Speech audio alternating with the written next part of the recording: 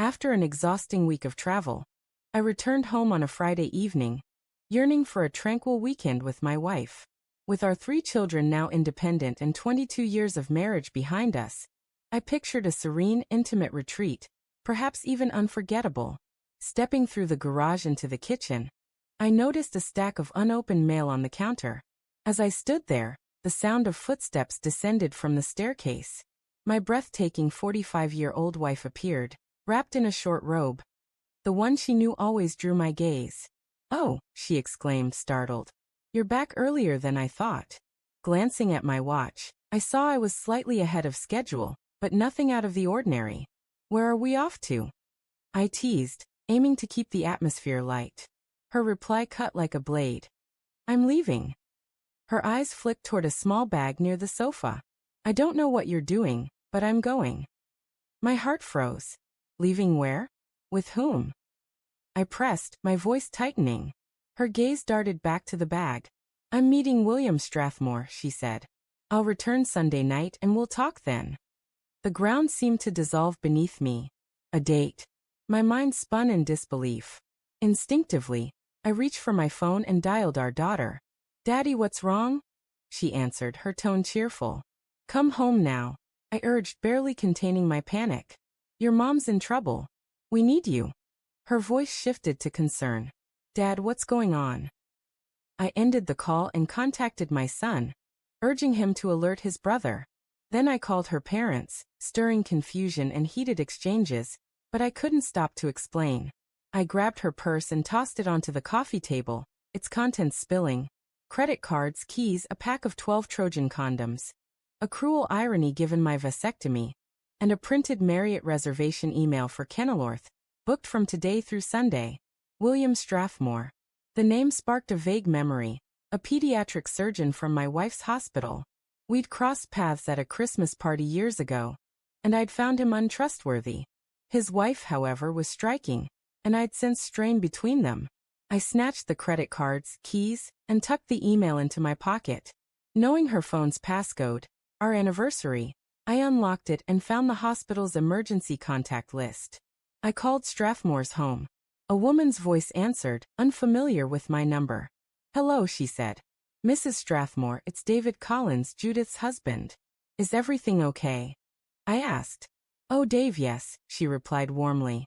"William and I were just talking about you and Judith the other day. Is something wrong?" I hesitated. "I'm not certain, but I don't think William is where he says he is. Judith claims she's spending the weekend with him at the Marriott in Kenilworth.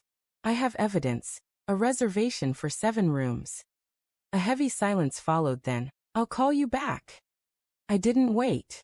I phoned Karen Adams, the hospital's health director and a close friend of my wife's.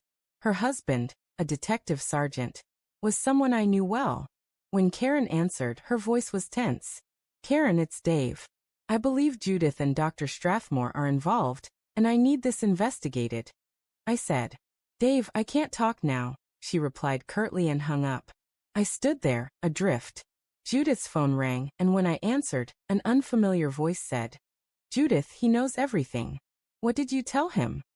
I stayed silent, but the reality was sinking in. Judith descended the stairs, transformed in a tight red silk dress that barely covered her. The sight fueled my anger. I seized the dress and tore it. "You're not going anywhere," I growled. She trembled, protesting. "I don't belong to you. I can do what I want." "Not in that," I snapped, ripping it further. My phone rang again. "Mary Strathmore. Dave, you were right. William's been caught. He tried to claim your car as his. They stopped him 5 minutes ago. I'm heading there to deal with it," she said, her voice strained.